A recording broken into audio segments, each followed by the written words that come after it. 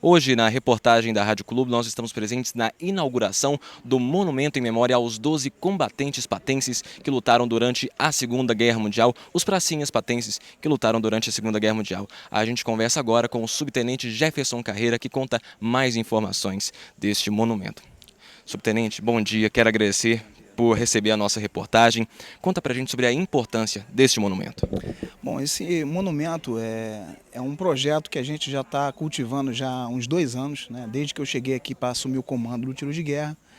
A gente precisava fazer uma homenagem realmente para ressaltar o trabalho, né? O sacrifício que esses cidadãos fizeram pela sua pátria, né? Então foram 12 combatentes, 12 cidadãos patenses que se dirigiram até o Rio de Janeiro, pegaram um navio, foram para a Itália para combater contra o totalitarismo.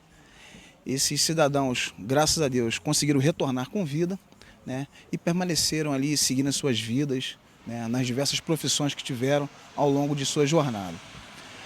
Hoje estamos aqui para inaugurar esse movimento, esse monumento, que é, na verdade, uma lembrança para que não sejam esquecidos esses cidadãos por terem cumprido uma tão nobre missão, né?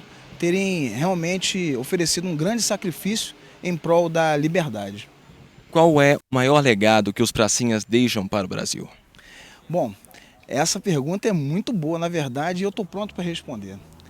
O maior legado que um pracinha pode ter deixado é o exemplo de amor à pátria e exemplo de amor à liberdade individual.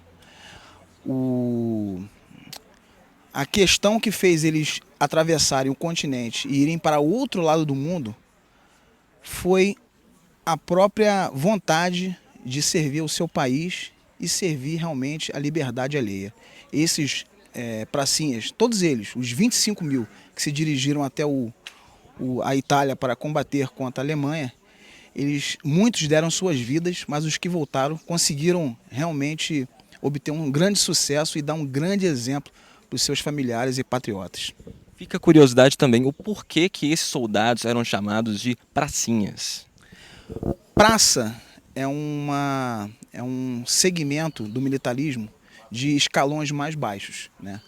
Então, os pracinhas, né, como eram conhecidos, eram a maioria dos combatentes que eram convocados para ir para a guerra, né? Existiam os oficiais, subtenentes, sargentos, pessoas de escalões intermediários, e os pracinhas eram os verdadeiros combatentes que iam para a linha de frente.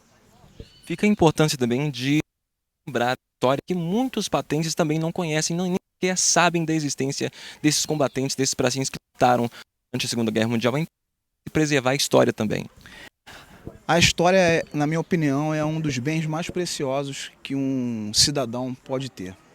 Um país sem história é um povo sem memória.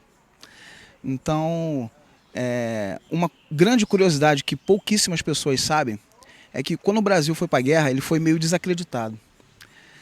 E eu sempre choco as pessoas quando eu dou essa informação que eu vou te dar agora. O Brasil, ele nunca perdeu nenhum combate. Os brasileiros saíram daqui para outro continente, foram lá guerrear, combateram e ganharam todas as batalhas. Eu acredito piamente que seria certo a vitória contra a Alemanha. Mas com certeza a participação do Brasil fez com que essa vitória tenha sido muito mais rápida do que eles esperavam. E realmente nem os americanos que lutaram ao lado dos brasileiros acreditavam realmente e ficaram impressionados com a força que eles demonstraram em campo. A característica do brasileiro é algo assim ímpar, né? O bom humor, a irreverência, né? O positivismo, a positividade do cidadão brasileiro, a forma com que ele encara os desafios e também a forma com que os combatentes brasileiros, independentes de posto, graduação, de hierarquia, eles tinham realmente uma afinidade um com o outro, né? Tinham mais liberdade um com o outro, não tinha aquela formalidade que tinha no exército americano. Todas essas questões fizeram com que o combate tenha sido mais fácil, tenha fluído com mais naturalidade e tenham conseguido lograr êxito. Agora eu tenho o privilégio de conversar com o ex-prefeito de Patos de Minas, Antônio do Vale, que é filho de um dos 12 combatentes patenses que lutaram durante a Segunda Guerra Mundial, o senhor Jaime Ramos. Uma honra novamente conversar com o senhor. Eu gostaria que o senhor falasse da importância desse momento e como que o senhor recebe isso, o senhor sendo filho de um dos combatentes, como que o senhor recebe isso? Olha, um orgulho muito grande, né? Porque esse reconhecimento de toda a comunidade, através das ações propostas pelo o nosso tiro de guerra, né? É alguma coisa que deixa a gente sensibilizado e emocionado. Eu que já estou com meus 78 mil quilômetros rodados, acompanhei a história do papai. A gente conversava quase todo domingo, depois do almoço, a respeito da história da Segunda Guerra, que, como o comandante disse ali, por isso, pelo trabalho deles lá, é que nós estamos aqui. Então temos que olhar para o céu, agradecer a Deus e pedir para cada um deles que, muito obrigado, eles criaram um espaço para que a gente possa conviver e viver nessa doce e amada Patos de Minas. Queria perguntar também, quando o pai do senhor voltou da guerra, ele tinha algum ferimento de combate? Não, ele voltou em 45, casou em 46 e eu nasci em 47. Mas ao que consta a história da coisa, não tinha ferimento. Ele foi requisitado, teve um probleminha que ele foi como se fosse de Juiz de Fora, ficou vinculado ao pessoal do Rio de Janeiro, mas logo depois foi feita a modificação, que ele gostava de falar: eu sou de Santana de Patos, lá de Patos de Minas. E o reconhecimento vem a cada momento, várias vezes, várias pessoas, e ele mesmo agradecia a Deus por ter participado daquilo tudo e propiciado que nós tivéssemos esse campo tão livre, né? Livre daqueles pensamentos malucos, idiotas, guerra, poder de mando, na força e no fogo. Não. Eu tenho uma última pergunta. Tem alguma história que ele contava da Segunda Guerra? Provavelmente várias, mas tem alguma história assim, de um momento que de repente ele passou por um aperto, alguma dificuldade e que ele contava? Olha, tem muita coisa, então a gente iria gastar um tempo grande que eu acho que não.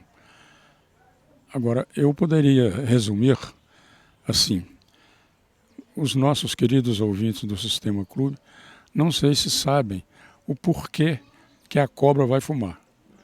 Então, naquela época, quando não se acreditava em quase nada, quando achava que determinado tipo de ação não ia dar certo, a cobra não vai fumar.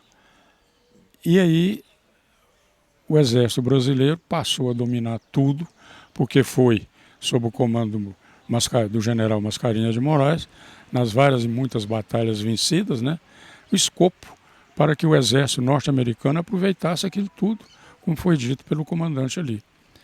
E o papai tinha muito orgulho de ser mineiro, né, aqui de Santana de Patos, e de ter nos defendido lá, propiciando que nós possamos viver nesse clima de alegria, de liberdade. E além disso, ele teve uma passagem que fez uma amizade muito grande com um combatente lá do Rio de Janeiro que chamava Mário. O Mário ele serviu também na infantaria por um pequeno período. E tinha trincheira.